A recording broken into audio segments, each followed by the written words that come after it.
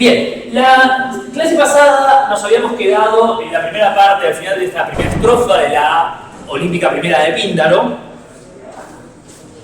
Vamos para acá. Con esta nome,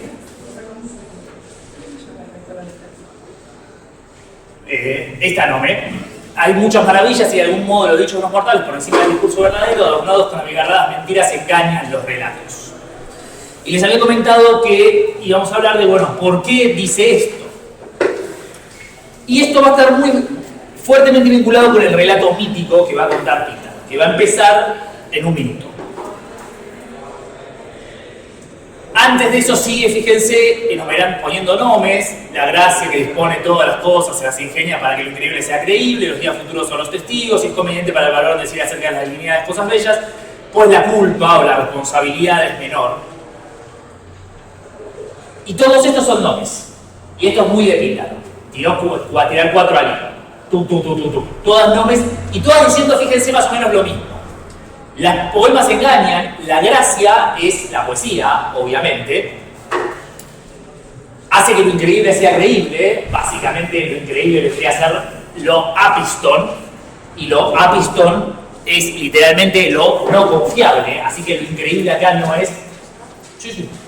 de hecho te agradecería. Lo no confiable no es, perdón, lo increíble acá en la traducción, si bien por supuesto es correcta la traducción increíble, no es lo wow, lo maravilloso, sino lo literalmente increíble, lo no creíble. Claro, pistón. Claro, ahí está. Los días futuros son los testigos más sabios, es decir, la posteridad puede juzgar más adecuadamente las cosas. Y finalmente, para ir delimitando a dónde apunta, es conveniente para el varón decir acerca de las divinidades cosas bellas, pues la culpa es menor. Y la culpa es menor, meon garantía, esa culpa, esa responsabilidad, no es muy claro de quién es, si de los dioses o de los hombres. ¿De quién es menor la culpa si uno dice cosas bellas de las divinidades? Y en realidad la respuesta es que de los dos. O sea, los dos tienen menos responsabilidad. Pero lo importante, por supuesto, es que uno es menos responsable y corre menos riesgo de ofender a los dioses. Hijo de Tántalo, te cantaré en contra de mis predecesores. Antía protégones es en contra de los predecesores. Y acá tenemos la transición hacia el mito. ¿Cómo? El hijo de Tántalo es Pélope, que va a ser el protagonista del mito y es el héroe de los Juegos Olímpicos, el héroe que se celebra en los Juegos Olímpicos. Es el héroe del hombro de marfil.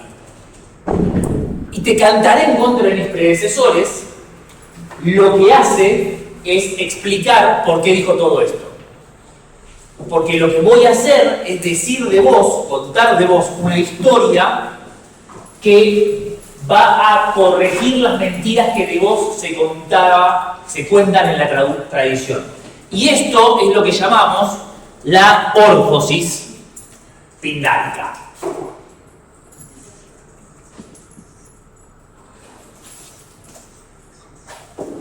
Creo que es con omega. No sé, siempre me pasa lo mismo. Si no es con omega, me critican la semana que viene. Órfosis literalmente es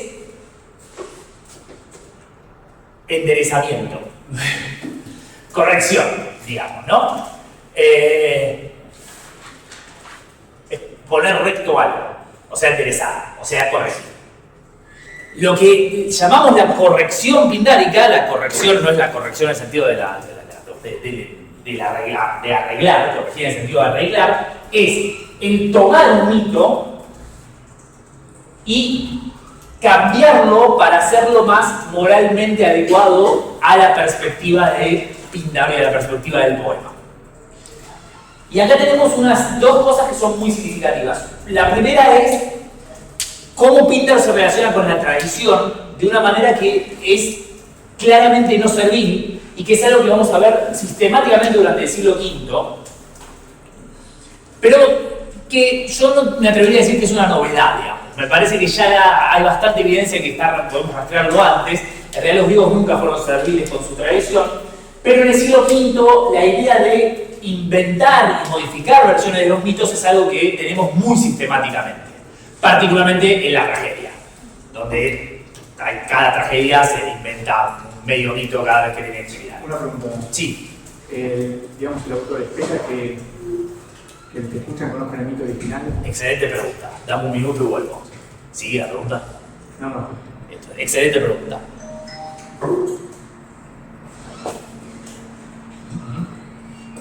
La primera cosa era que no era servir con la tradición. ¿Y cuál era la segunda cosa? Me olvidé cuál era la segunda cosa. Bueno, no importa, voy por ese lado. Y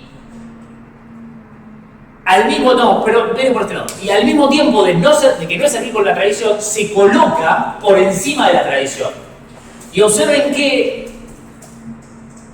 acá Píndaro afirma: te cantaré en contra de mis predecesores. Ese cantaré es este tensomai, que como en español es una primera persona de singular del futuro. O sea, no le pide a la musa que le cuente la verdadera historia, no dice todos los anteriores mintieron, pero yo tengo la información de la verdad por los dioses. Lo que dice es: yo voy a cantarte en contra de mis predecesores, yo soy el que va a establecer cuál es la versión correcta de eso. Y eso lo coloca por encima, por supuesto, de la tradición heredada, que es invertir la relación que nosotros conocemos de la poesía épica. La poesía lírica anterior tenemos una situación un poco más complicada porque es más difícil identificar exactamente, ¿no? Pero el hecho de que se diga que te voy a cantar en contra de mis predecesores y cómo se va a contar el mito de Pélope demuestra que acá se presupone el conocimiento. Y vamos a ver un ejemplo muy claro y concreto, un ejemplo muy claro y concreto de esto. Entonces, este proceso de corrección es un proceso de corrección que arregla el mito, pero al mismo tiempo demuestra la importancia del poeta individual, del poeta Píndaro, en el establecimiento de ese mito y en la transmisión de la fama. Y recuerden lo que hablamos de la importancia de la cuestión metapoética en la poesía de Píndaro y en el epinicio en general, ¿no? La idea de yo soy responsable de transmitir y de garantizar tu fama. Bueno, acá observen cómo eso no solo vale para Hierón y para las personas a las que el poeta le canta, vale también para los héroes del pasado, en donde el poeta es el que decide cómo se va a contar su historia. Obviamente esto es inconcebible en la épica. Discursivamente, ¿no? Discursivamente es inconcebible en la épica. En la práctica pasaba lo mismo. Pero desde el punto de vista de cómo el poeta se posiciona ante la tradición, esto es literalmente lo opuesto a lo que sucede.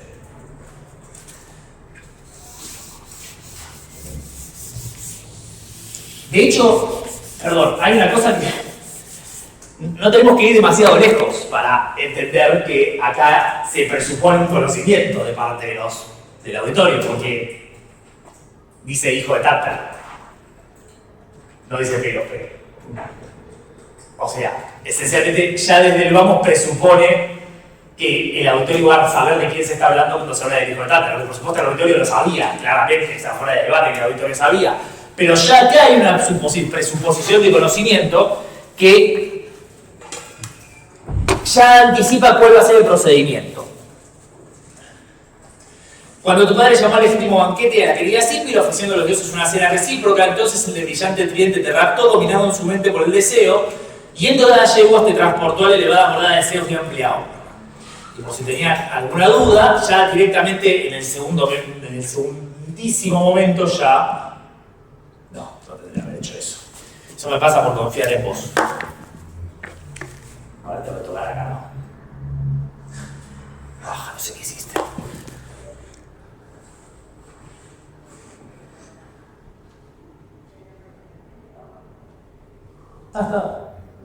No sé qué toqué. Pero sé lo que sé que toqué y funcionó. Creo que sí, cambiamos a huevo. Tendría que haber hecho eso antes. Cuando tu padre llamó al legítimo banquete de la querida Cípiro, hay una ilusión al mito tradicional. ¿Cómo es el mito tradicional de Pélope? Tántalo era uno de los pocos hombres que comía con los dioses. ¿Terminamos con eso? Vamos a dejar un papel. Que comía con los dioses, que compartía la mesa con los dioses. Y los dioses le comparten néctar y ambrosía, con lo cual lo hacen inmortal. Y Tántalo los invita a comer a su casa en Cíclo, pero se da cuenta que no tiene con qué honrar a los dioses. No hay ningún banquete que pueda compensar la néctar y ambrosía. Entonces lo ve a Pélope, el nenito Pélope corriendo por ahí, y dice: se me ocurre una idea. Y lo mete en una olla. Y se lo come. No me pongas esa cara. Mis videos son así, hay un montón de canibalismo, violaciones, son todos videos así.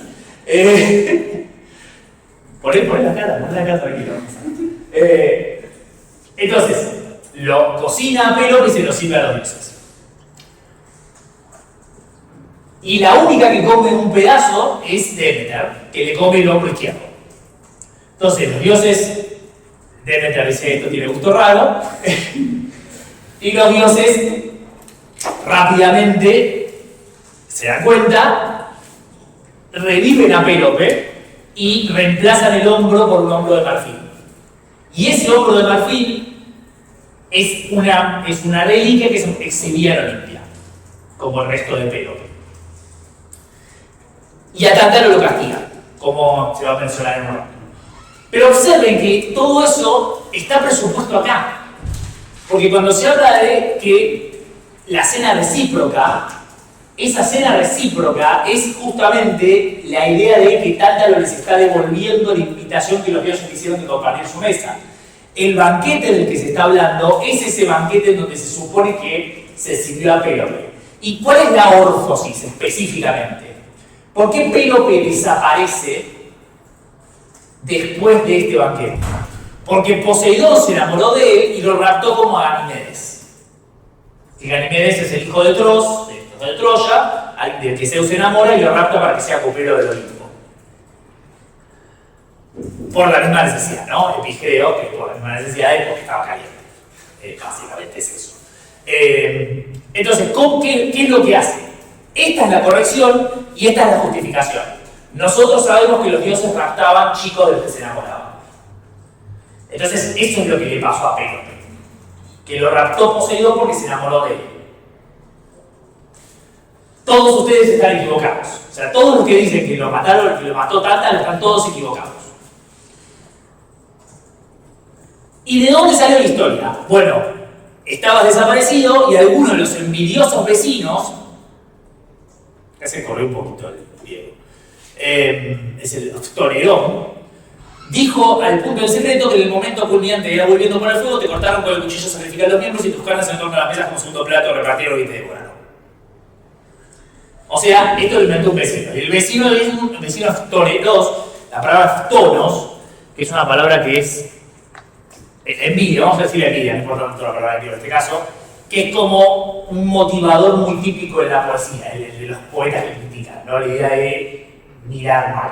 La envidia de los hombres que causa esto y la envidia de los dioses que causa que los dioses se vengan de los dioses. Pero para mí es impracticable llamarlo tono a alguno de los bienaventurados, me aparto, afistamai, y devuelvo un verbo en primera persona de singular, y ese verbo en primera persona de singular cierra la órfosis. En realidad no la cierra, pero cierra la parte más importante de la órfosis, que es la idea de a Pélope no se lo comieron los dioses. De hecho no se lo comieron, no lo mató Tántalo.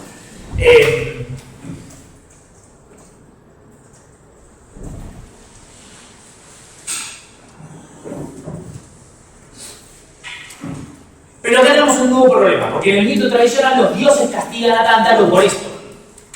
Y el Tántalo está en el Hades siendo castigado por esto. Este Tántalo es el que está colgado atado a un árbol y no puede comer, no puede tomar. No sé si lo conocen.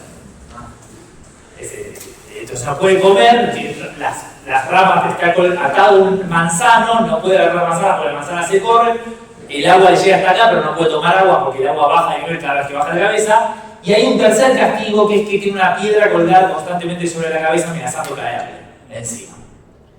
Aunque no se pregunta cuántas veces puede pesar tanto el año número 800, yo creo que esa piedra no se va a caer, pero... Y entonces lo que dice Píndaro es, la razón por la cual lo castigan es porque no fue capaz de digerir Catapepsa y la gran dicha y lo tomó una ceguera desmedida. Pero no nos dice cuál es esta ceguera. Esta ceguera es la ate, una palabrita muy importante para la tragedia, ¿no? La ate, bueno, ya lo vimos también en mi guía en la Odisea, ¿no? Esta ceguera que impide ver las consecuencias de las acciones, que impide ver lo que está pasando realmente.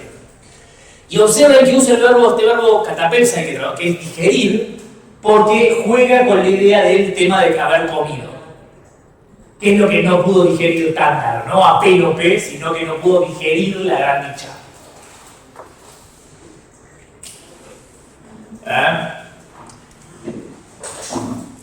Y la explicación del último castigo, que en realidad no se especifica cuál es que compartió el néctar y la ambrosía con otros seres humanos. Que no voy a compartir el néctar y la ambrosía. Bien, y acá viene el mito de Hipodamía. Esencialmente los dioses devuelven a Pélope al mundo de los mortales y Poseidón, que estaba enamorado de él, lo ayuda a conseguir Hipodamía, que es parte del mito más famoso de Pélope y cómo consigue el trono del Peloponeso. Pero no vamos a meter mucho en eso, porque quiero pasar al siguiente, y además no me interesa tanto, básicamente por seguir a repetir lo mismo que está claramente acá. Observen, particularmente todo esto es el proceso fuertemente alusivo de esta narración mitológica, que tiene que ver con esto, de cómo si la audiencia conocía los mitos. En la narrativa pindárica siempre se presupone el conocimiento de la audiencia. Los mitos no se cuentan, simplemente se los alude, ya sea para corregirlos o simplemente como alusión. Vamos a verlo más claro en la Alemea 7, que los mitos se aluden sin intención de ser corregidos, simplemente se refieren. Se utilizan como ejemplos para comparar con el vencedor y con la ocasión. Pero no se narran en el sentido épico del término. Son más ejemplos mitológicos que narraciones mitológicas. En el caso de Hipodamía, y pasa bastante en las odas más extensas de Píndaro, tenemos una narración mitológica más o menos completa. Se cuenta como... ¿cómo se llamaba el padre de Hipodamía? Se me fue. No me acuerdo qué parece después. Bueno, el padre de Hipodamía, cuyo nombre es Enómao, ahí está. Enómao mataba a todos los que quería morir con él, ¿no? Para casarse con Hipodamía, típica narración folclórica, para casarse con la hija había que ganar una competencia, en este caso particular, una carrera de carros, que había que ganar, y cualquiera que perdía y Enómao lo mataba. Esa es la referencia de la lanza de Enómao, ¿no?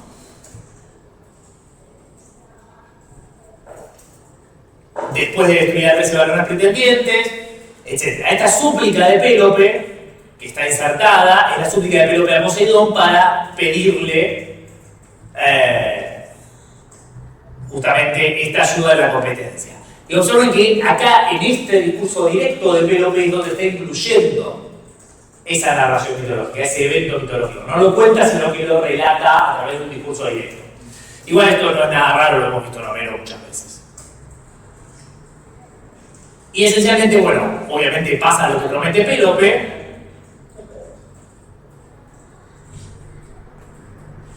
Y observen, cuando va cerrando la narración mitológica, ahora en ofrendas de sangre brillante se mete inclinado sobre el curso del Alfeo, teniendo una tumba muy visitada junto al altar de muchos huéspedes, y la gloria, el Cleos, desde lejos mira las carreras de Olimpia, la de Pélope, donde rivalizan con la rapidez de los pies las cimas osadas de la fuerza.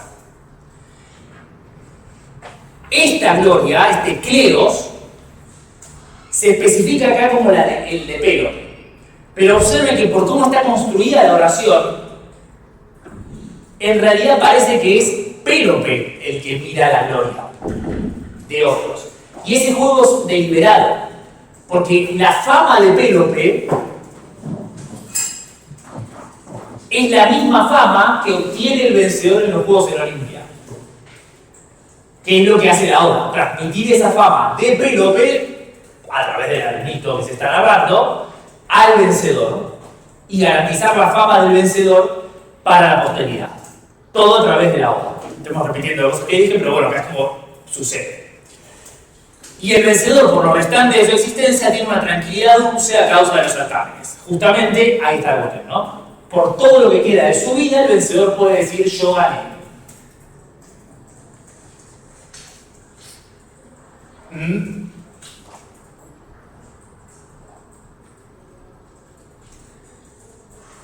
Con esto, con este contacto entre el mito y la ocasión, que es la victoria de la Olimpia, volvemos ya específicamente a la ocasión. Que yo corone aquel por la ley hípica, en eólico canto, es necesario, y confío, bla bla bla bla bla bla bla, un dios siendo protector se ocupa Hierón, teniendo este cuidado de tus preocupaciones.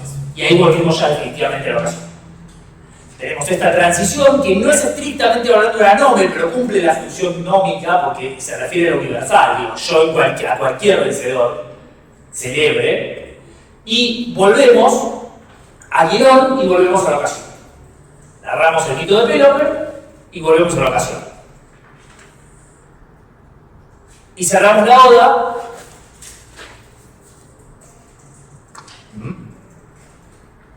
Para mí, en verdad, la musa alimenta el más poderoso dardo con vigor y otros son grandes en otras cosas, y lo último es la cima para los reyes. Ya no temes más allá, y ojalá que tú transites este tiempo desde lo alto, y yo tantas veces a los portadores de victoria frecuente, muy reconocido por mi poesía, siendo en toda la era. Entonces, gracias. No, se me fuiste a cuál. Claro, porque era un de texto, era lo que me vas a desplazar. Entonces, entre paréntesis, por mi poesía es la Sofía. Les decía yo que Sofos es el sabio, es el poeta, en general es Píndaro. Yo dije siempre, pero hay un par de casos en donde se discute. Vamos a ver uno en un rato. Y acá Sofía es su sabiduría, pero claramente es la poesía lo que lo va a hacer conocido. El poema cierra con Pélope, con Píndaro y el coro pidiendo por una nueva victoria para Hierón y por la fama eterna para el propio poeta. Entonces,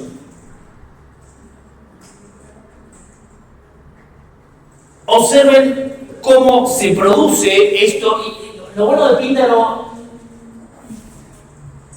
lo bueno sobre todo la olímpica primera de Píndaro, porque va a ser más difícil de la que sigue. Pero la olímpica primera es que cuando decimos un montón de cosas teóricas, y acá se ven todas tan transparentes como transparentísimo. Todo lo que decimos está acá y hace obvio, claro. Píndaro tiene muy poco grado de sutileza en sus procedimientos. Quizás por eso no me convence tanto. Piensa que es más inteligente de lo que es. Creo que es eso. La fama del poeta y del poema es el conector que une la fama del pasado con la fama del vencedor, y ambas son las que garantizan, las que obtienen a través del poema la garantía de la fama perpetua. Nada de esto importa si vos no tenés fama. Y si vos no tenés la fama, y esa fama llega a través de la poesía. Y vamos a ver este procedimiento muchísimo más marcado en la NMA 7.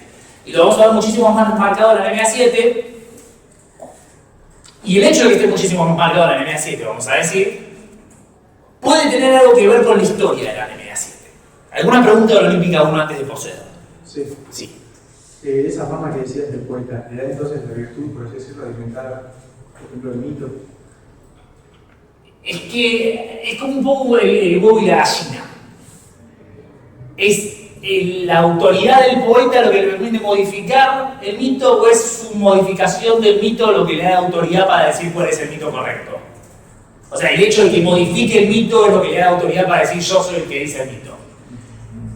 Y por supuesto, en realidad no tenemos evidencia concreta, porque tenemos muy poco observado. No sabemos cómo se manejaba un griego o algún poeta o algún griego con su propia mitología.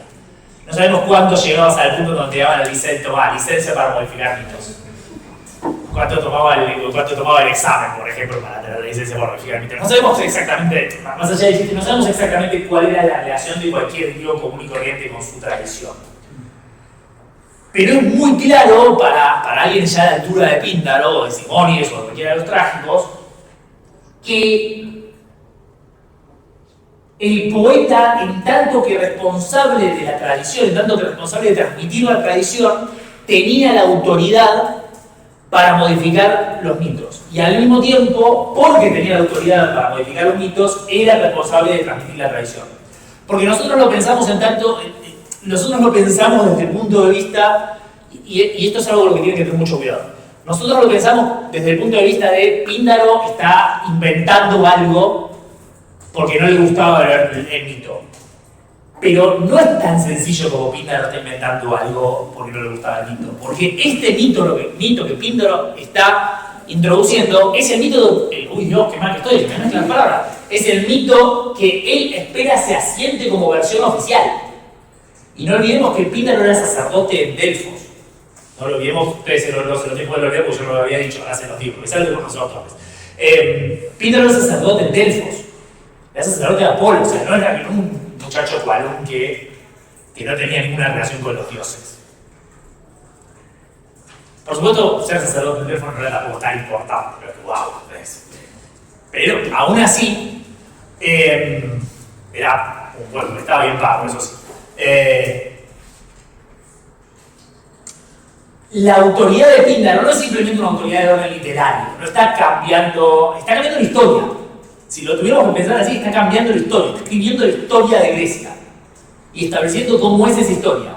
Esto no es un mito, no es un cuentito. Observen, es la historia oficial sobre el héroe de los Juegos Olímpicos y el héroe epónimo del Peloponeso. No es una cosa menor lo que está haciendo. La ortosis pindárica no es un jueguito de no me gusta cómo son los mitos, los voy a cambiar.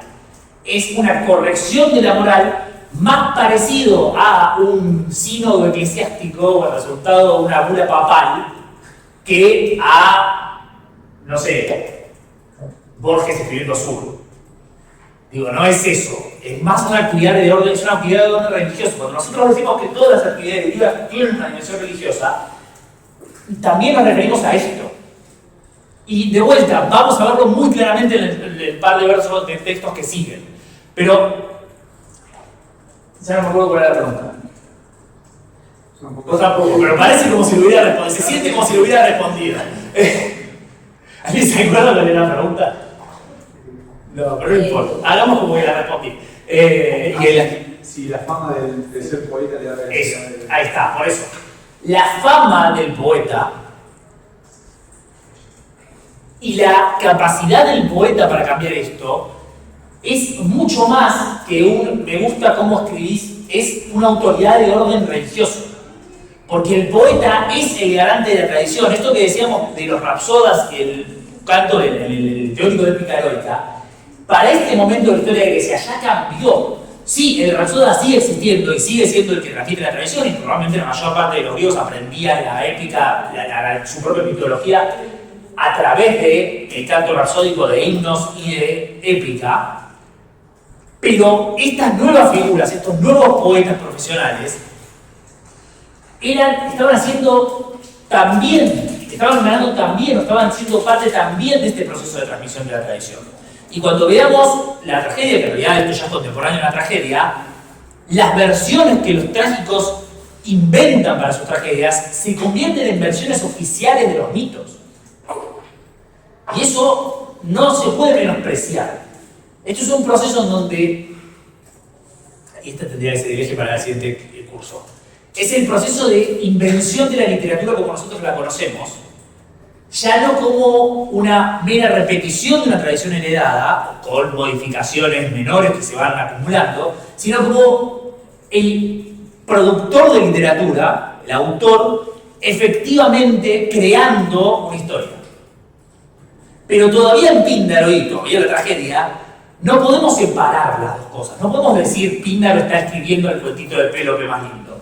No, está modificando las creencias religiosas de los griegos, intentarlo, porque por supuesto nadie es ni 5 de bola, ¿no? Pero el intento de modificar el mito de Pélope existe, y la mitografía posterior tiene docenas de rastros de estas cosas.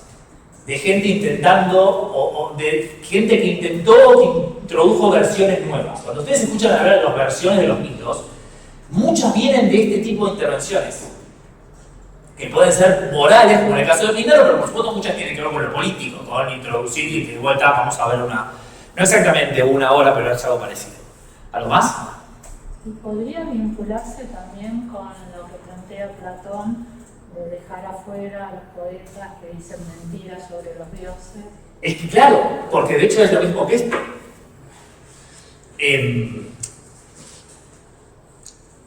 Esa expulsión de Platón de los poetas en la República, que es mentira, porque Platón no expulsa a los poetas, eso es un error de lectura, lo que se dice es que se expulsa a los poetas miméticos, específicamente. De hecho, uno podría pensar específicamente en este sentido, en la idea de esta gente que cada vez que sale a cantar algo se inventa un mito nuevo de los dioses. Esta es la gente que es problemática. Nosotros necesitamos, y esto lo dice de hecho Platón claramente, en leyes morigera, pero lo morigera en términos de, es interesantísimo, no lo vamos a ver, pero lo comento rápidamente. Lo comento después de que termine la fase anterior. Platón dice, tenemos que quedarnos con los himnos y con la gente que canta bien de los dioses. Y el punto es, lo que necesitamos son la gente que nos transmite las canciones oficiales. No cualquier hijo de vecino que venga a decir que suena bonito y ponernos en un escenario en donde los dioses hacen cualquier cosa de lo que se los cante. Y en leyes, cuando morigera, en realidad es lo mismo lo que hace, pero hay una diferencia, es que entre República y Leyes se dio cuenta de que el problema no era la forma de la poesía, el problema era el contenido. Entonces, cuando expulsó a todos en República, diciendo que todos los líricos son una cagada, que es básicamente un poco el punto, los trágicos y todos esos, quedémonos con los que acá hacen himnos, que igual también son los líricos, ¿no? Pero bueno. En realidad no, porque la tragedia entretiene a la gente. Entonces pueden venir los trágicos, pero no puede venir cualquier trágico. O sea, lo que tenemos es censura. Que haya tragedias puede haber, pero tienen que ser tragedias que estén previamente aprobadas por nosotros para que cuenten las historias que nosotros queremos que se cuenten. Y viene muy bien esto, ustedes solo lo van a poder apreciar, pero viene muy bien para lo que viene después, que es la clase de Aristóteles. Porque Aristóteles justamente responde esto. De una manera más. Entonces, está vinculado con esto, porque para cuando llegamos a Platón, que 100 años después de esto, imagínense que la situación de la cantidad de versiones mitológicas circula de manera caótica. Por además, todo esto empieza a circular por escrito, o sea que hay versiones y versiones y versiones de todo tipo de cosas. Y si uno conoce a los griegos, uno se inclinaría a sospechar que más que muchas ortosis pindáricas, había muchos como tirando para el otro lado. Como versiones cada vez más grotescas de lo que pasaba con los dioses y con los héroes, y más pornográficas y más violentas. Eso es más probable que muchas ortosis pindáricas. Si todos hubieran hecho ortosis pindáricas, Platón hubiera dicho, vengan los poetas, son unos capos, abrácenlos y bésenlos. Pero más probablemente la cosa va para el otro lado, y de hecho Eurípides es un buen ejemplo de cómo va para el otro lado. ¿Algo más? Esquilo también. Sofocles. Sófocles es bastante conservador en ese sentido. Esquilo, más o menos, pero le gusta así como el humor. Es como... ¿Puedes saber que Eurípides es el primero que hace que Medea mate a sus hijos?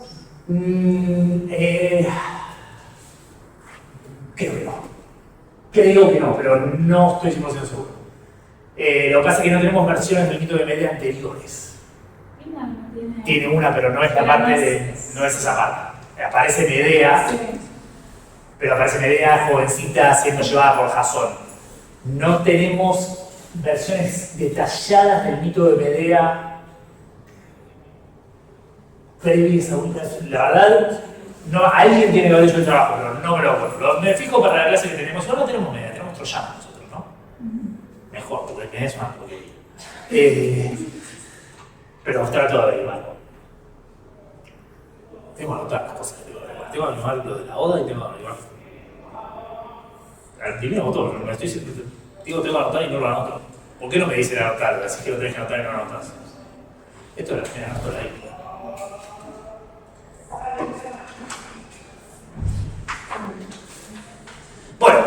La anemia 7.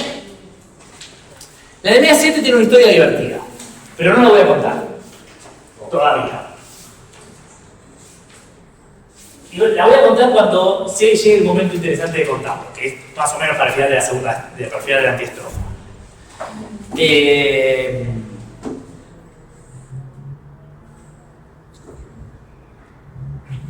Esta es una anemia aproximadamente del principio del siglo V, creo que es anterior a la olímpica, y es para el pentatlón, para jóvenes de Gina, por ganar el pentatlón. El pentatlón que es, por supuesto, la competencia de 5 competencias.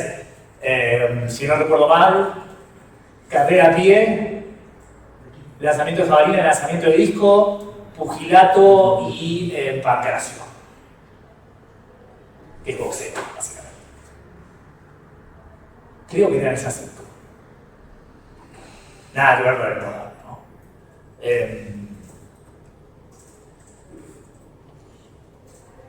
Y era una competencia muy importante.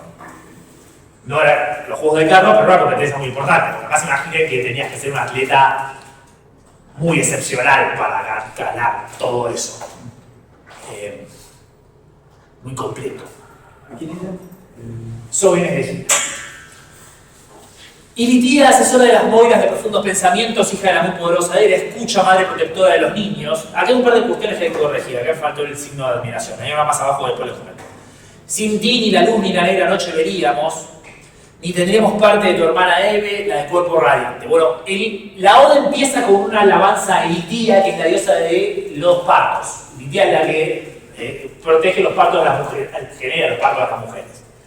Y observen que asesora a las moiras que marcan el destino de los mortales en su nacimiento, porque justamente el nacimiento, es hija de Hera, en esta versión. Ilitía, como todos estos dioses menores, tiene como 300 genealogías, pero acá es hija de Hera porque era en tanto protectora del matrimonio, y sin ella no veríamos a tu hermana Eve, que es la diosa de la juventud.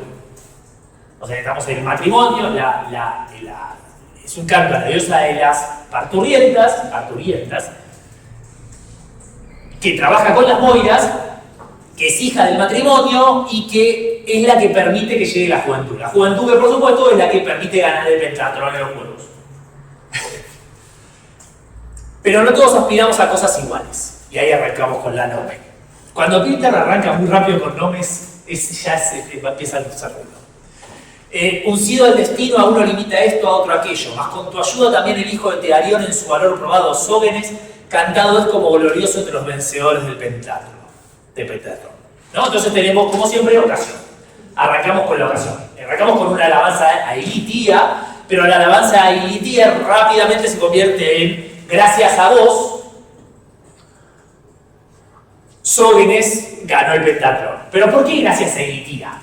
¿Por qué celebrar a la diosa de los partos para decir ganó el pentatlón? Porque como que estuvo un recontra buen parto, Sógenes. No, obviamente no.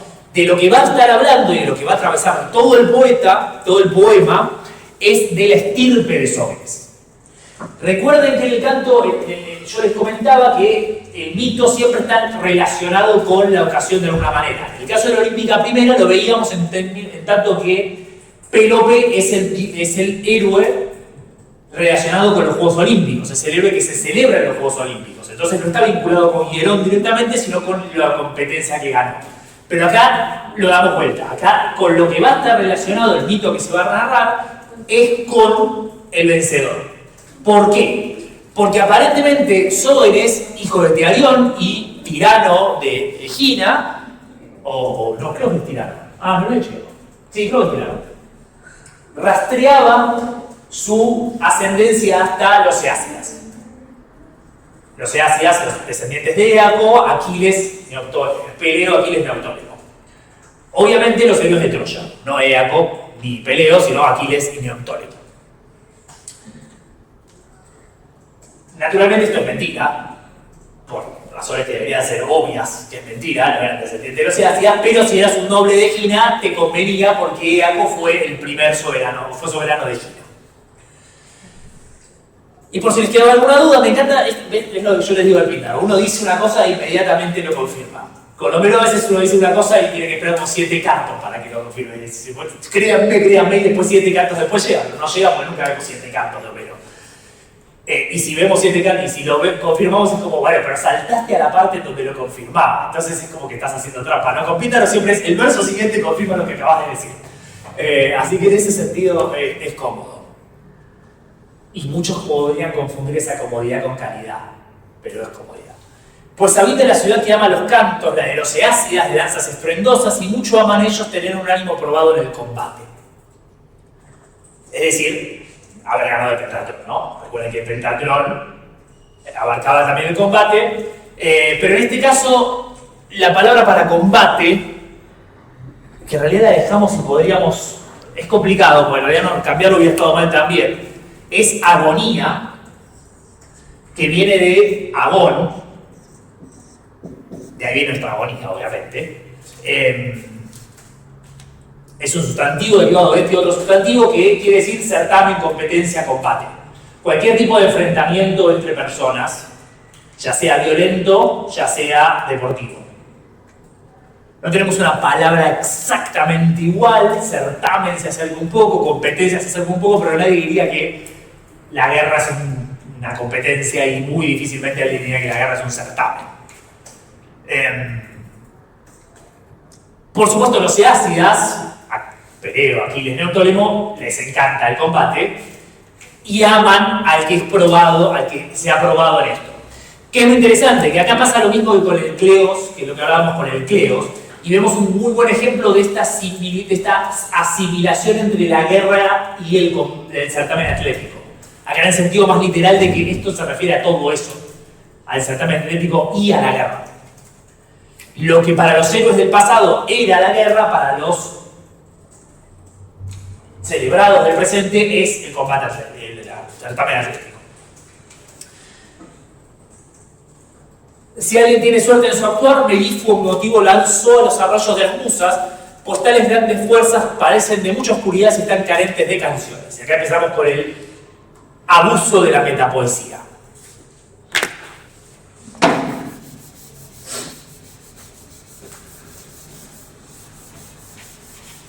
Es muy loco porque a mí no me gusta nada esta oda. Pero lo interesante es que yo creo que soy el único, no el único, muchos que no les gusta, pero no lo dicen, pero que no te guste esta oda es el objetivo de esta oda. O sea, van a ver por qué esta oda en realidad, cuando alguien dice me gusta mucho esta oda, no entendió esta oda. Esta no tiene que gustarte, está hecha para que la odies. Y no lo digo en chiste, van a ver por qué, hay una historia detrás de esto. Y para las acciones nobles conocemos un espejo de este Sodomodos y gracias a Mnemosine, la fulgente diadema, se encuentra recompensa a los trabajos en los glorificantes cantos de las palabras.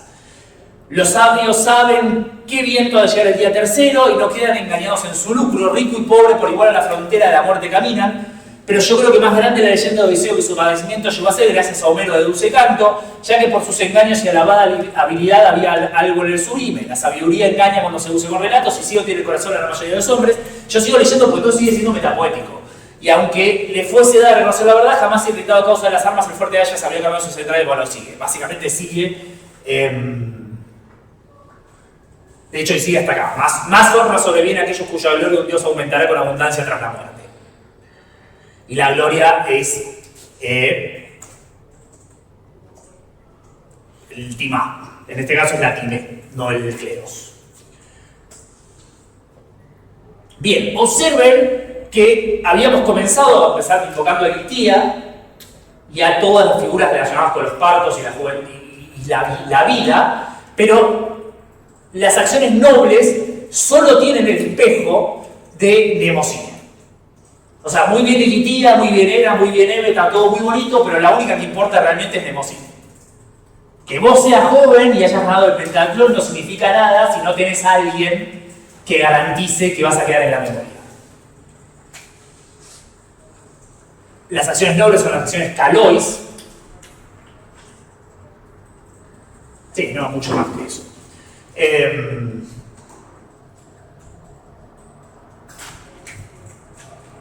Y acá, en esta parte, los sabios saben que el viento va a llegar el día tercero y no quedan engañados en su lucro. Observen que es una expresión extremadamente opaca y misteriosa. De hecho, no sabemos muy bien qué quiere decir esto del día tercero. Hoy tenemos una larga discusión sobre lo del día tercero. Por alusiones de otros lados, pareciera ser una suerte de creencia marinera de que al tercer día cambia el viento. Con la idea aparente de que si vos estás en un puerto y no te ayuda el viento, por lucro, por ambición, podés querer mandarte y en realidad te termina saliendo en contra porque después tenés un viento, te hubiera ayudado el viento o el viento te termina volviendo hacia donde saliste por no haber esperado. La idea esencial, acá el día tercero claramente es el futuro, pero la idea básica de acá es la que dice después, ¿no? Rico y pobre caminan por igual a la frontera de la muerte. La ventaja de Píndaro es que si no entendés una nome y la nome siguiente te explica qué es lo que no entendiste. El punto fundamental es este, ¿no? Es el futuro es lo único que importa para garantizar qué es lo que va a pasar. No quedar engañado del lucro es una cosa interesante, porque hasta este punto viene hablando del tema de la gloria individual a través de la guerra o de la fama. Y de hecho lo ilustra enseguida con Odiseo.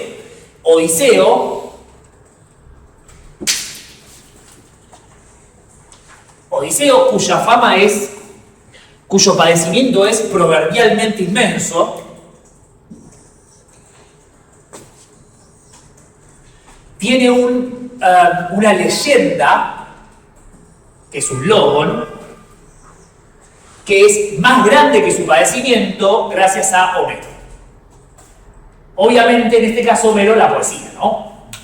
Homero particularmente por la Odisea, podríamos decir, pero no podemos garantizarlo con absoluta certeza. Lo que sí podemos decir es que es la épica.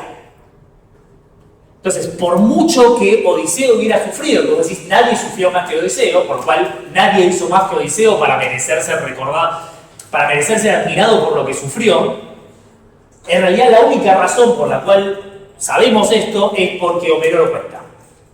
Cosa que por otro lado es obvia, ¿no? Es cierto, no es que no se equivoca, pero ¿por qué toda esta insistencia?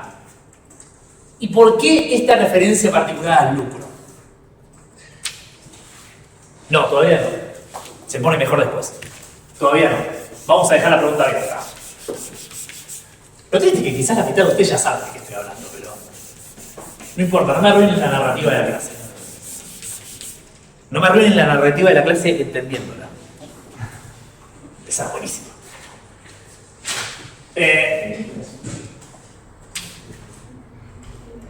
Entonces, y entre paréntesis, hablábamos de narrativa alusiva.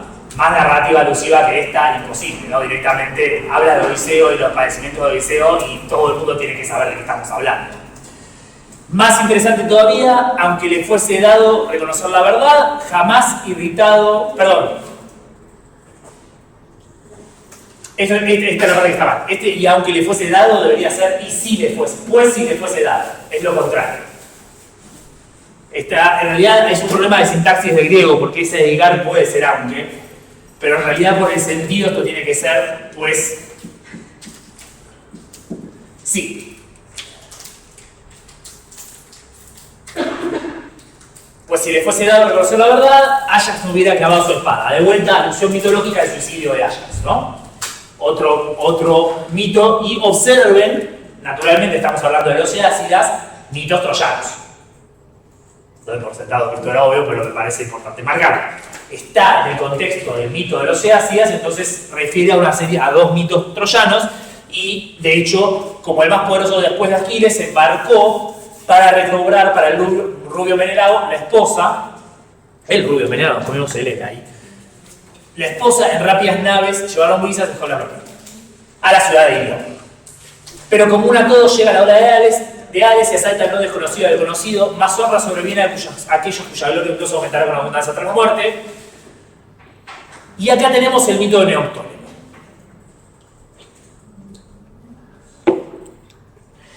Y esta narración del mito de Neoptólemo es la que nos va a marcar qué es lo que está pasando acá. O por lo menos qué es lo que parece estar pasando acá, porque esto no hay acuerdo. Pero vamos a ver el mito de Neoptólemo después. Vamos, estoy retrasándolo porque cuando llegue el momento quiero desglosarlo. El ¿Cómo es el mito de Neoptólemo? ¿Conocen el mito de la muerte de Neoptólemo? Bueno, hay varias versiones del mito de Neoptólemo, de hecho hoy vamos a ver dos. Pero esencialmente lo que es claro es que murió en Delfos peleándose con los sacerdotes de Apolo.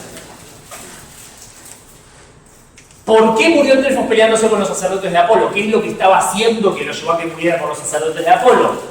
Y ahí radica el problema. Ese es un problema. Y el segundo problema relacionado es que si Apolo estuvo involucrado en su muerte. Es decir, si lo mató a Apolo. Recuerden que Aquiles lo mató a Apolo o no. Porque también hay versiones de la muerte de Aquiles en donde Apolo lo mata. Hay versiones de la muerte de Aquiles en donde Apolo lo mata. Hay versiones de la muerte de Aquiles donde lo mata Paris. Hay versiones de la muerte de Aquiles donde lo matan los dos juntos. Y de hecho Píndaro va a tener una en donde es Paris, que no es esta, sino la otra. Es Paris perdón, Apolo en la forma de Paris. Que posiblemente fuera la versión más épica de todas. Pero bueno, es difícil realmente especular. En Ilíada, ¿quién lo mata? Aquiles. A ver si se acuerdan. Sí. Sí, sabía que iban a responder eso. Pero no, pero Héctor le anuncia la muerte y dice quién lo va a matar. Es un verso de Ilíada, no pretendo que se lo acuerden. Si no se lo acuerdan, no se lo acuerdan. Es París. Pero no son. Es Paris y Apolo. Cuando Paris y Apolo te matan en las puertas escenas. Entonces, en la versión de Ilíada, que es la más antigua que tenemos, obviamente, son los dos juntos. Pero de vuelta, esto no significa que no sea Apolo en la forma de Paris, porque cuando los dioses toman la forma de alguien en Ilíada, pareciera ser más una posesión que un disfraz. ¿No lo notaron? Nunca cuando un dios se disfraza de alguien, esa persona aparece en otro lado. De hecho, sucede exactamente lo contrario, porque Afrodita toma la forma de la Ódice, que es una de las hijas de Príamo, para ir a hablar con Helena en el canto 3, y cuando vuelve a aparecer la Ódice en el canto 6, está volviendo de la muralla con su madre, como si hubiera efectivamente estado en la muralla cuando se dice que Afrodita estaba en la forma de la Ódice. Y algo muy parecido pasa en el canto 2 con... Esto no tiene nada que ver con la clase, pero me gusta hablar de esto. Con Polites, otro hijo de Príamo que estaba actuando de vigía, y se dice que Eris tomó la forma de Polites, que era el vigía, y fue a avisarle a los troyanos. Si uno se pone a pensarlo fríamente, uno dice, pero pará, ¿y qué pasó con Polites? Digo, después fueron y le dijeron, che, estaba Polites ahí sentado y lo habían dicho, che, Polites, ¿no estabas en Troya avisándonos? No, yo estaba acá sentado, no pasó nada. No, aparentemente, lo más aproximado que podemos inferir, por lo menos desde mi punto de vista, es que cuando los dioses toman la forma de alguien, literalmente se meten en esa persona. Es más como que lo controlan que como que pero como nunca está especificado y en la realidad la descripción no parece habilitar eso porque siempre es en la figura de.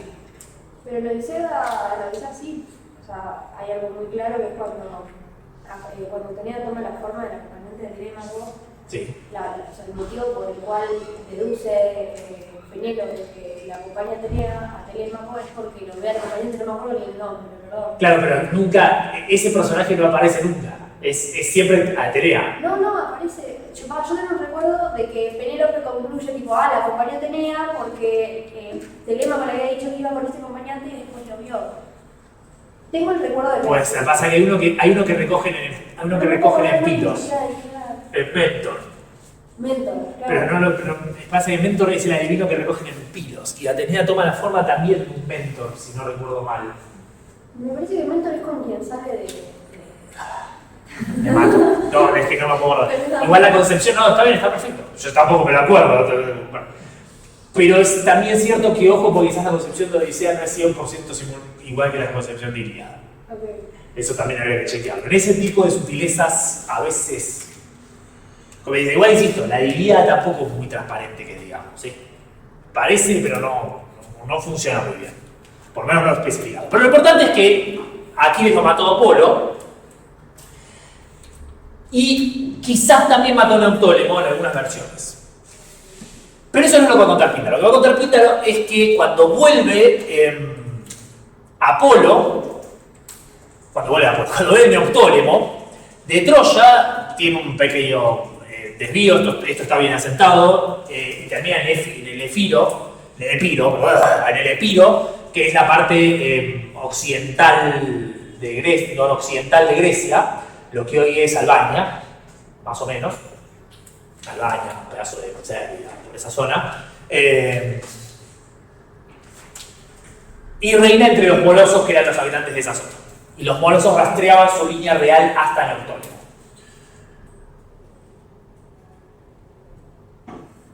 Y en algún momento va a Delfos a entregar las primicias de Troya como sacrificio. Esto es lo que cuenta acá, ¿no? La diosa Apolo se dirigió llevando desde Troya la princesa con tema precioso, donde al entrar en combate por causa de las carnes le traspasó un hombre con la daga. Se apesadumbraron sobremodo los delfios anfitriones, pero él su destino cumplió porque era preciso que el devoto antiquísimo permaneciera en el futuro uno de los soberanos de Asia junto al templo bien amurallado del dios y que en las procesiones heroicas de múltiples ofrendas habitara como el vigilante del recto orden. Bien. Entonces, observen cómo esta es una versión de Neoptólemo. Fue a Delfos a llevar sacrificios y un ser humano anónimo, un Aner, que no sabemos quién es, y sobre todo observen el Aner marcando un ser humano, lo mató a causa de las carnes, que tampoco estaba muy claro qué quieren hacer esas carnes. Algo del banquete, alguna cuestión del banquete por la que se estaban peleando, pero eso es todo lo que nos dice, no se especifica cuál es el motivo. Si nos concentramos en lo que está, literalmente, en realidad, no, está bien, pues más hasta fue a Delfos a hacer un sacrificio del dios y un sacado de porquería lo mató porque le sacó el bife más grande. Y eso es lo que le pasó a Neoptólemo, pobrecito. Y encima de que le pasó eso, todos los que estaban ahí, no sé por qué Delfios acá está en mayúscula, Delfios debería estar en minúscula, todos estaban recontratistes. No había nadie contento porque Neoptólemo estuviera muerto. Y encima de todo eso, ni siquiera fue un accidente desafortunado, era una necesidad del destino, porque tenía que haber un héroe protegiendo Delfos para siempre, y un héroe tenía que ser un Ease. O sea, tenía que ser un héroe de los más héroes de los héroes, el que protegiera a Delfos para siempre. Y de hecho la cabeza de Neoptólemo estaba enterrada en la puerta del templo de Delfos. Es parte del mito de Neoptólemo, ¿no? Que lo matan y lo entierran la cabeza como forma de protección apotropaica en la puerta de Delfos. Entonces, observen cómo esta versión del mito que nos cuenta Píndaro es una versión bien a la ortosis pindárica, ¿no? Neoptólemo no hizo nada malo, tuvo mala suerte y cumplió con el destino que tenía que cumplir. No como mentiroso preside este testigo, gira las obras de los hijos Tusos y de Zeus. Con osadía afirmo esto, para espléndidas hazañas el camino válido de las palabras empieza desde la propia casa. Sin embargo, pues, el descanso es más dulce en toda obra, austido causa hasta la miel y las gozosas flores de Afrodita. Por naturaleza diferimos cada uno al obtener la vida por destino, el uno esta, aquellas otros, imposible es que uno solo retenga para hacer la felicidad completa. No sé decir a quién la Moria esta meta inconmovible concedió. Y acá es donde se vuelve a poner raro. Se había puesto raro con el tema del Kerdos antes, y acá se vuelve a poner raro porque estaba hablando de Gina y cómo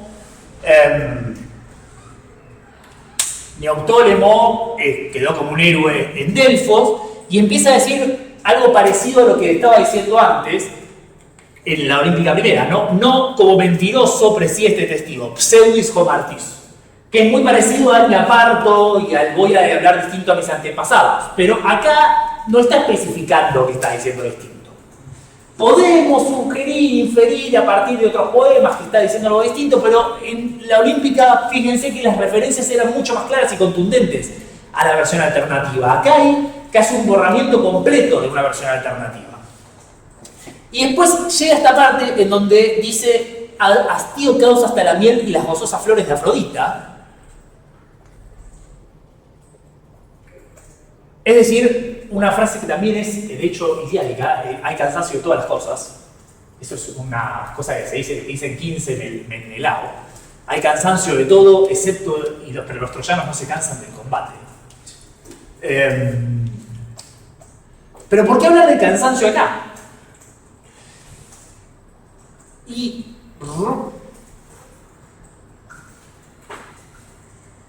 voy a adelantar un segundo, después vuelvo, o no, ya veremos.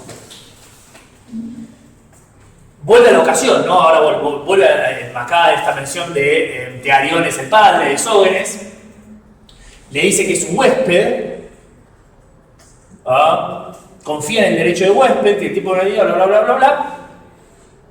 Yo juro jamás saliéndome de raya moví por el jabalina de mejilla de bronce la rauda lengua. Al vencedor de vida gracias al origen de ese entono subido yo en exceso no soy mezquino para pagar, trenzar coronas es fácil espera. Y... ¿dónde está? ¿Está diciendo la frase final que estoy buscando? Perdón, estoy buscando una muy específica y no me la acuerdo, no la encuentro. Sí. Y cierra, más salva al final, diciendo: mi corazón jamás dirá que maltrató a un autónomo con inconvenientes palabras, mas revolver lo mismo 3 y 4 veces es pobreza, como el que en vano asusta a niños, hijo de Zeus político. Y si ustedes van hilando todas estas cosas, pareciera estar contando una historia de alguien, o yo, hablé mal de Neoptólemo en algún momento, y ahora estoy diciendo algo bueno de Neoptólemo. Estoy contando la versión buena de Neoptólemo. Vos sos un descendiente de los Eácidas, no pretendió ofenderte en ningún momento. Está todo bien. Soy huésped tuyo y voy a confiar en que como huésped tuyo me vas a proteger. Bueno, esto que parece que uno podría inferir si lo está buscando porque sabe qué es lo que está buscando, es exactamente lo que los escolios nos cuentan que pasó. Y eso que nos cuentan que pasó lo tenemos en el Peán Sexto. Uno de esos casos muy excepcionales de la literatura antigua en donde podemos ver la historia completa.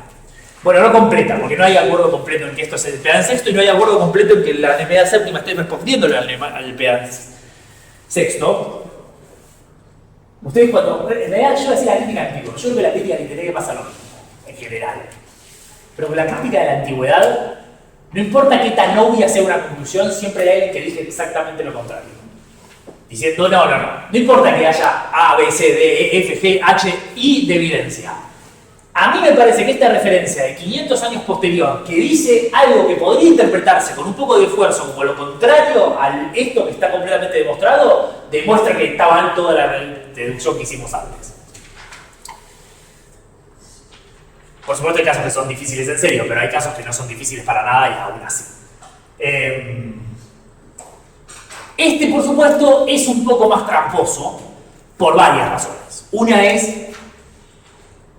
¿qué capacidad tendría un individuo que está escuchando una oda pindárica, el epinicio pindárico de Sógenes en Egina, de recordar este peán que se cantó en Delfos antes, suponiendo que se cantó antes?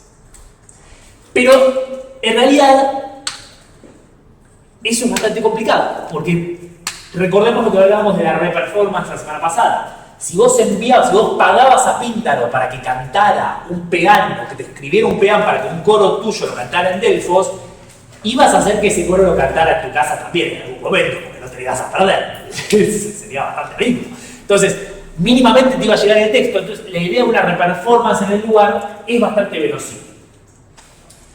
¿Qué es un peán? Se estaban preguntando ustedes antes de llegar al peán. Un peán es un tipo de himno, específicamente un himno a Apolo. En realidad no debería preguntarse qué es un peán porque hay un peán en Iliria. Bueno, no hay un peán en realidad hay un peán en Iliria, pero hay uno muy sutil que está disimulado. Lo que es una alusión a cantemos un peán.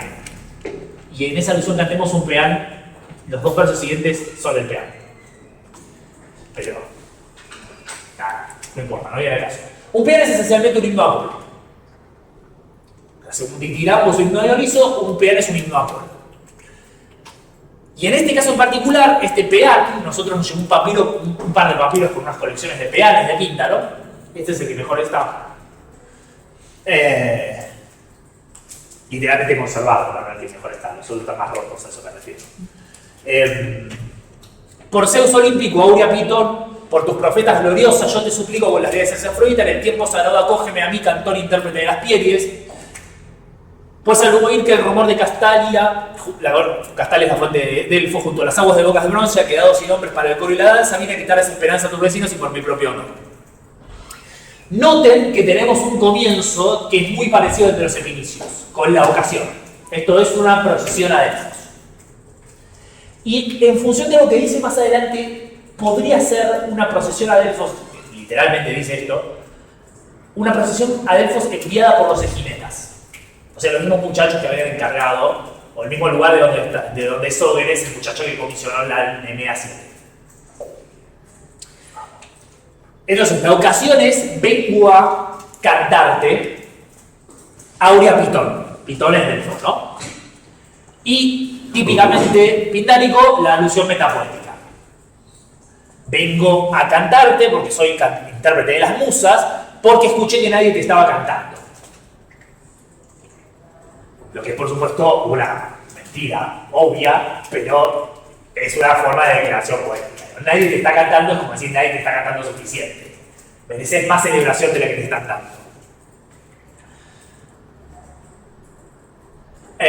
Bueno, se describe cómo llega el texto electo al Delfos y se rompe.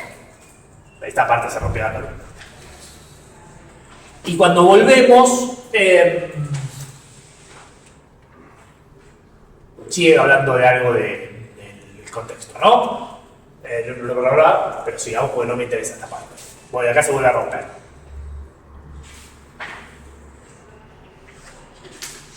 Y para cuando empieza a verse algo, tenemos un Troyan en el 75, Troya en el 75, y un hijo de alguien.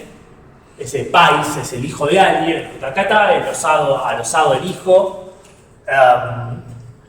y después un alcanzó, que es este alcanzó, y el que viene de lejos, que tampoco está en realidad.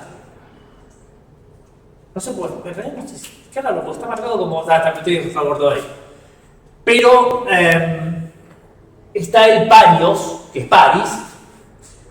O sea que podemos básicamente inferió el editor que lo que se está describiendo es la muerte de Aquiles.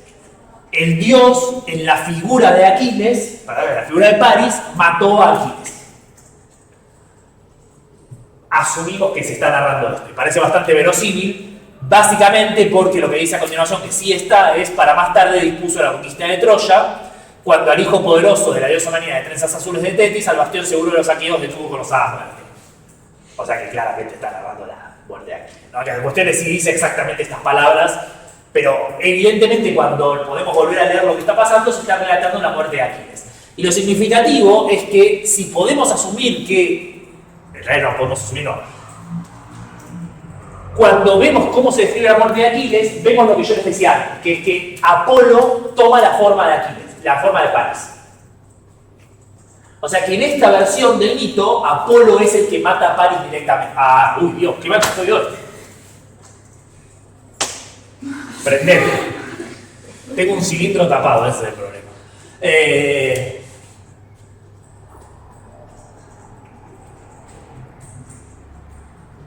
No es una versión todavía más fuerte que la que tenemos en Homero y probablemente más fuerte que otras en la tradición. Acá Apolo mismo toma la responsabilidad. Por si eso fuera poco,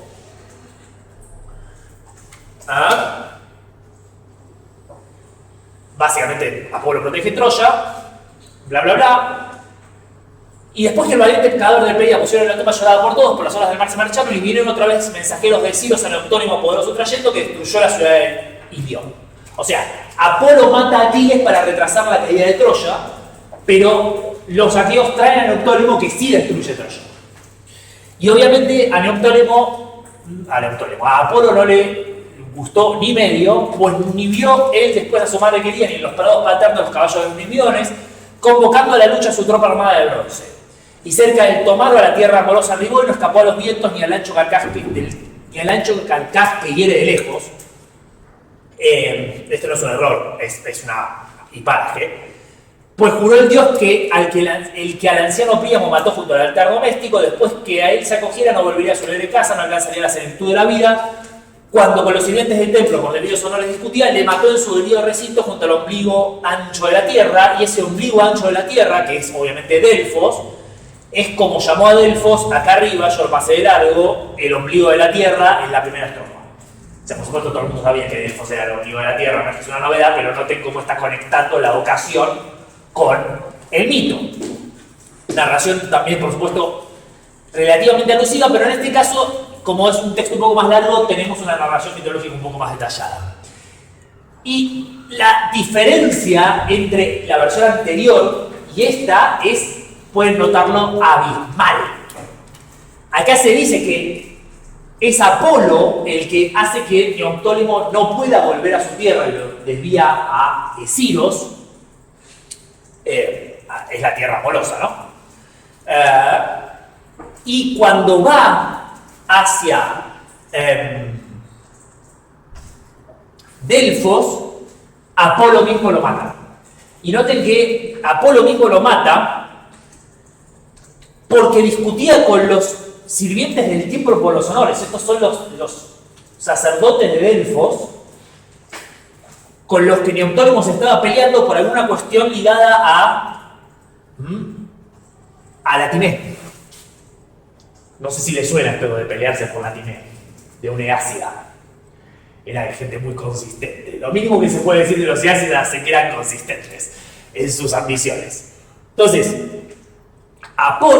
Neoptólemo, por la razón que sea, evidentemente consideraba que no le veían un pedazo de carne suficientemente grande, y eso no lo digo en chiste, lo digo, es muy posible que esa idea de que alguien se peleaba por la carne estuviera ligada al hecho de que Neoptólemo quería recibir una porción de carne más grande, porque en las celebraciones tenemos alguna evidencia más o menos indirecta y no del todo contemporánea, pero clara de todas maneras, que las porciones más grandes de comida y de carne se le daban a las personas más importantes.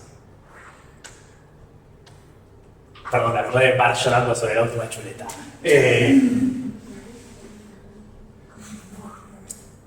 Entonces, fuera lo que fuera por lo que motivó esta pelea, Apolo intervino para matarlo. Y muy probablemente los sacerdotes estaban muy contentos de esa muerte. Digamos, a diferencia de los delfios de la Nemea 7, que estaban todos muy tristes porque un muchacho sacado mató a Neoptólemo, acá es el dios el que lo mata, y los delfios estaban del lado del dios, o sea, lo hace para proteger a los delfios. Ie y Ete ahora cantaban himnos de Peán, Ie jóvenes, y esto es un estribillo típico de los peanes, el Ie, que está también en el himno Apolo de Calímaco, lo van a ver. Ah, no, está en el himno. Sí, está en el himno Apolo de Calímaco. Lo van a ver, no lo van a ver, lo van a ver en el video. Y empezamos, y ahí con el final del mito, pasamos a la alabanza a Egina. Isla de nombre glorioso, estás desierto colocado en el Dolio Mar como señor de los aguas, bla, bla, bla. Y se hace una enorme alabanza a Egina que se corta. Se rompió, ¿qué les puedo decir? Algo del mar, Zeus jura algo, bla, bla, bla. Y por suerte, vuelve a estar más o menos legible hacia el final. La verdad es que para un papiro justo le puedo leer los últimos 5 versos de un poema como ¡guau! Gracias. El brillo innumerable y de voces para alimentar a las infinitas hazañas de los sigas amando nuestra ciudad paterna y de todo el pueblo benévolo de amigos, igual que a vuestra estirpe, cubrir con guirnaldas de salud floreciente, acoge Peán a quien se cuida con frecuencia de la flor de las musas fieles a las leyes del canto. Y volvemos al cierre. O sea, tenemos toda una gran alabanza de Egina, tierra de los Eácidas, y en este punto, en el papiro, después de este Iepean, dice de los eginetas en procesión a Delfos, o algo por el estilo. Que genera todo un debate sobre si esto es un nuevo poema, pero Moss, que es un autor que escribió un libro sobre la Nemea 7, en realidad las tres opciones son que hay varias opciones, pero lo que pareciera ser es que esta ruptura en el poema, para mí la postura más interesante, aunque no podemos confirmarlo, es que toda esta primera parte es el canto a Delfos, y acá empieza específicamente la procesión guiada por los eginetas. Quizás acá estaban cantando, el coro estaba cantando en un lugar específico, y acá empiezan a caminar hacia el templo. No lo voy a explicar, no me voy a meter en esta discusión porque es una discusión bastante complicada y bastante técnica. Sepan, por ejemplo, que la métrica del poema siempre es la misma. Con lo cual, aunque no hace imposible que sean dos poemas distintos, ciertamente hace más posible que sea el mismo poema. Es raro que los poemas líricos tengan el mismo metro, les diría rarísimo, hay un solo caso en la composición de Píndaro, pero por otro lado no tenemos tampoco tantos poemas líricos, entonces algo que sea raro en nuestra conexión, en nuestros textos conservados es como...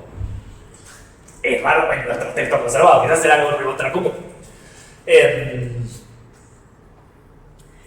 Y por supuesto está el hecho de que venía hablando de los eácidas, entonces hablar de Egina inmediatamente tiene sentido, sobre todo porque fíjense que al final vuelve a hablar de los eácidas, ¿no? Alimentar las infinitas hazañas de los eácidas. Ahora, ¿cuál es el tema interesante? Porque, digo, hablaste de cómo Aquiles quería tomar Troya y no pudo, y cómo Neoptólemo lo mata Apolo en el templo de Delfos. Pero esto es un peano. Y ahí está la cuestión. Esto no es el epinicio para alguien descendiente de los eácidas o para un personaje que está en comisión. Esto es un canto a Apolo.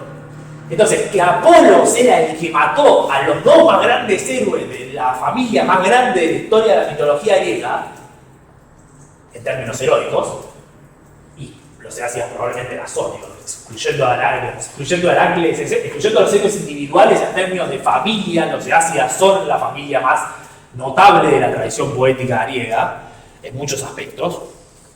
Que Apolo los haya matado a los dos, a Aquiles y a Neoptólemo, es una alabanza al dios que es absolutamente extraordinaria. Y recuerden, creo que esto lo dijimos lo debe haber dicho el profesor Torres en Ilíada, o quizás lo dije yo, no lo sé, o quizás no lo dije nunca, pero lo voy a decir a continuación. No es un deshonor que un dios te mate, es como el mayor honor que puedes recibir, porque nadie te pudo matar excepto un dios. No hay nada más elevado que el hecho de que te mate un dios.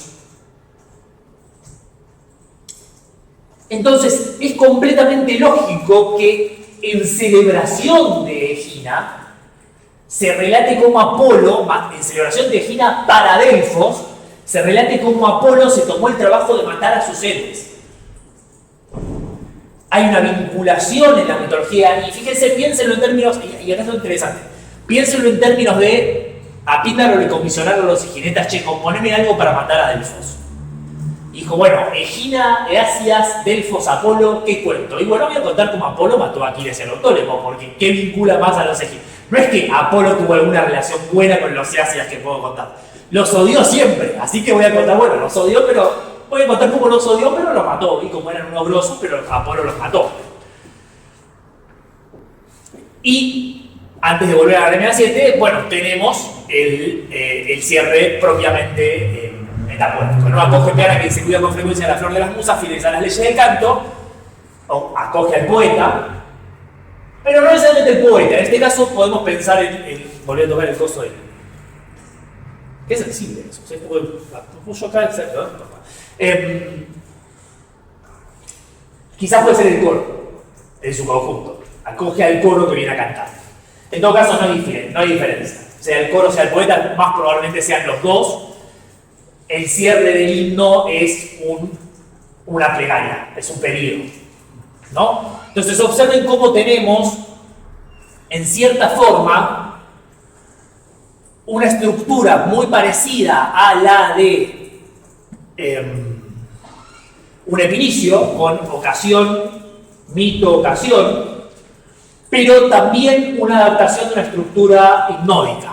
Porque comenzamos por la referencia a Apolo y a Delfos, específicamente en este caso Aurea Pitón, que es un canto a Delfos, y por lo tanto a Apolo, y después tenemos un argumento que es toda la parte mitológica interna, en términos de, sobre todo si estos son los eginetas, diciendo vos y nosotros ya tenemos una relación de antaño, y por supuesto, recordemos que Neoptólemo es un héroe enterrado en Delfos. Apolo lo mata y recibe culto heroico en Delfos, o sea que eso es importante. Y cerramos con un pedido muy chiquito de los últimos dos versos, pero en última instancia significativo, que es cuida a quien se acoge, y en realidad podría haber empezado antes, y es complicado, puede ser parte de este pedido: amad vuestra ciudad paterna y todo el pueblo benévolo de amigos. Lo que pasa es que está tan roto que es difícil detectarlo. Definitivamente los últimos dos versos son un pedido. Entonces tenemos una estructura hipnótica que tiene también similitudes con la estructura del epinicio, que responde a la misma lógica de la estructura del epinicio. Pero ¿qué es lo significativo y qué es lo que nos cuentan los escoliastas sobre esto? Que a los eginetas no les gustó ni medio. Evidentemente le llegó esto, a alguien le llegó esto y dijo: che, pero pará, acá dice que el doctor era una porquería, que mató a Píndaro, que Apolo estaba enojado con él, que Aquiles estaba enojado con él. Entonces, cuentan los escoliastas que comentan esta nemea, que esta nemea la comisionan los eginetas para que Píndaro corrija lo que había dicho antes. O, perdón, no la comisionan, que Píndaro la envía para que los eginetas no estuvieran ofendidos con él. Y podría ser entonces, todo esto siempre vamos a ponerlo entre paréntesis, pero cierra tan bien que ¿para qué vamos a engañarnos? Contemos esta historia que está buena. Los sabios saben que viento ha de llegar el día tercero y no quedan engañados en su lucro. Lo podemos leer en esta línea con la idea de: yo no hice esa oda porque me pagaron, yo hice esa oda porque yo sé cómo garantizar la gloria de los eácidas. O sea, es un poco un no me jodas. Yo soy el que decide qué contar, no vos. Y ahí es donde volvemos al tema de la fama de los poetas y a la insistencia metapoética que tiene esta oda, que es casi obsesiva, que pone al poeta constantemente como el garante de la fama. Y es completamente lógico que ponga al poeta como el garante de la fama, porque la idea es: yo soy el que decide. Y en algún punto observen cómo esta versión completamente lavada de la historia de Neoptólemo, mucho menos interesante que la versión que cuenta el Peano, lo mató un tipo por un pedazo de carne, no es muy heroico que digamos. Esto es mío, así que, bueno, no sé si es mío, en realidad quizás alguien lo dijo.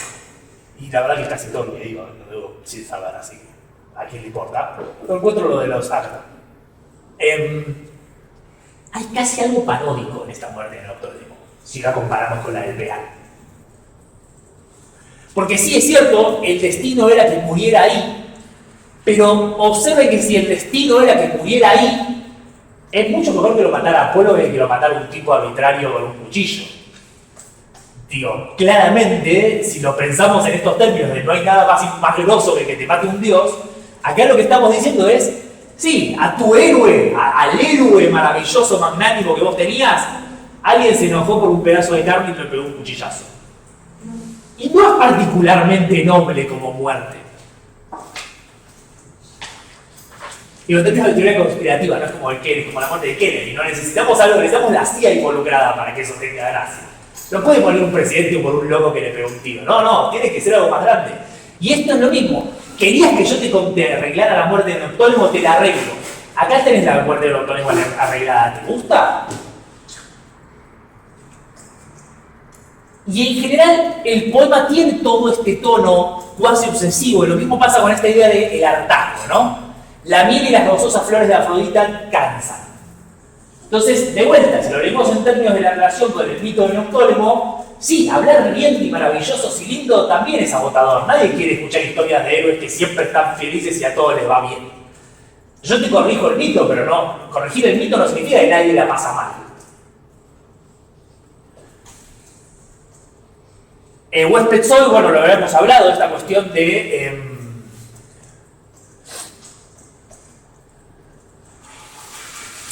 De hecho, huésped soy de mí alejando oscura tacha, como arroyos de agua quiero llevar al héroe amado fama verdadera y ensalzarlo apropiados a los nobles pago.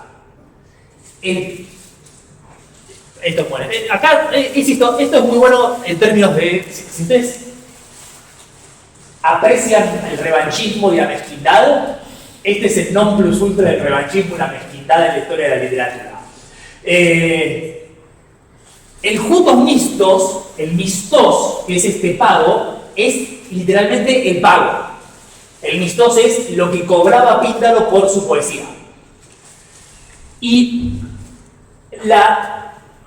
el pago que debería ser suficiente para un noble es el kleos etétimon, la verdadera fama. La verdadera fama es qué es lo que realmente hicieron, por qué realmente se los conoce. No es hablar bonito, es contar sus hazañas y sus glorias. Entonces, a los nobles les resulta apropiado el pago de la fama verdadera, no que yo hable bien de Neoptólemo. ¿Ven? Lo que decía revanchismo y mezquindad es eso, revanchismo y mezquindad. Porque sí, o sea, no me molestes. Vos sabés cómo murió Neoptólemo, no me pidas que te diga bien, hable bien de Neoptólemo.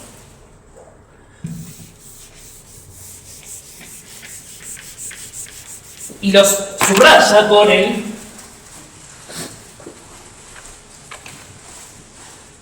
no hará de mí reproche si ser que un hombre aquello que habita a orillas del mar Jonio, en el derecho del huésped yo confío y pensando viva la luz con claros ojos, no dándome el orgullo y aparto de mi pie toda violencia. Entonces, después de decir la fama es suficiente, dice un hombre aqueo que habita a las orillas del mar Jonio. Un hombre aqueo es los de Acaya, son los aqueos. Ahí interesantemente, no son los aqueos en el término de, vamos a ser claros, no necesariamente son los aqueos en el término de Homero, en cuyo caso serían todos los griegos, son los aqueos en el sentido de los que habitan en Acaya, que es la zona de Tesalia, que es la zona donde está Egina. Y mis paisanos, y entre mis paisanos miran luz con claros ojos, mis paisanos son los tebanos. No los paisanos de Píndaro, que son los tebanos. ¿Dónde estaba Delfos? O sea, ni en Egina ni en Delfos alguien me va a decir nada. Los únicos que me criticaron son ustedes. Vos, la familia de Sócrates, probablemente. Quien me haya conocido decir podrá si yo camino y hablo contratono palabras maliciosas. A veces ese contratono es en el sentido musical, ¿no? Y acá está Sógenes. Eusenia de origen, Sógenes, y vuelve, ¿no? Entonces volvemos a la ocasión. Y lo que yo les pedía antes. Pero el que me haya conocido decir podrá si yo camino y ahora contratono palabras maliciosas, ustedes lo pueden apreciar más porque vimos la ortosis en la Olímpica Primera. Digo, nadie acusaría jamás a Píndaro de contar cosas feas. Excepto estos, que aparentemente lo acusaron de eso. Y así sigue excusando, y cerramos con, o vamos hacia el cierre, para tratar toda la estrofa. Vamos al final. Tengo un minuto más. Pero lo dejo para hacer preguntas, ¿o no? Nada más. Así es cansante el teórico. Y vemos a luz en el aula. Igual que ahora, recompensa mejor. Mi corazón jamás dirá que me más de devolver lo mismo 3 y 4 veces es pobreza, como el que en vano asusta a niños, hijo de Zeus Corinto. Y acá está, ¿no? Revolver lo mismo 3 y 4 veces es pobreza. No voy a volver a cantar sobre esto. Ya está. Y este hijo de Zeus Corinto, si van a la traducción de griego, se los explica. Seguramente otros comentarios lo explican, pero el de griego se ocupa, así que por qué no referirlo. Que no me acuerdo quién es. Perdón, traductor de griegos. Es una suerte de expresión de sorpresa. Pero es de sorpresa no de, así como un buff. Para sorprender. Dios Corintos, algo por el estilo. Vaya a saber, qué sé yo. Seguramente tenía una historia, pero no la conocemos. Entonces,